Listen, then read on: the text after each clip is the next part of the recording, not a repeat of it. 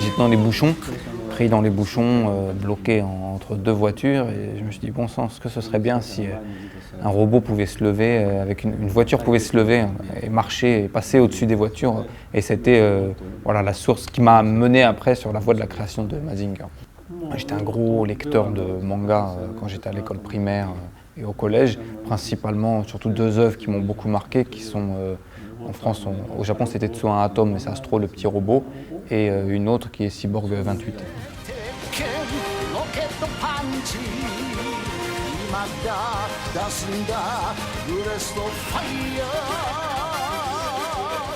Je pense que le point principal consiste en fait que les enfants, quand ils sont petits, ils ont envie de grandir vite. Et on était tous, on se rappelle quand on était bien, j'ai envie d'être adulte vite, je veux grandir vite. Et je pense que le fait de leur offrir des robots avec tous ces pouvoirs, ils pouvaient un peu se voir grandir en eux, et c'est ce qui les a sûrement beaucoup intéressés et passionnés à l'époque. J'en suis tout à fait conscient, et quand je l'ai appris, j'en étais ravi de savoir que mon travail pouvait être apprécié comme ça à l'étranger.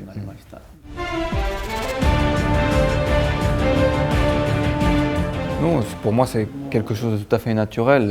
Je veux dire que la création culturelle, artistique, c'est une répétition de création, d'inspiration, etc. Moi-même, je me suis inspiré, comme vous pouvez le voir, de Astro le petit robot ou d'autres personnages pour créer les propres miens après.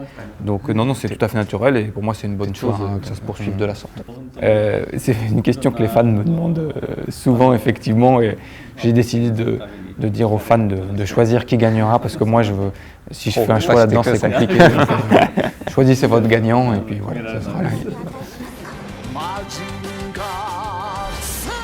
Mazinger Z Infinity. それは神にも悪魔にもなれる。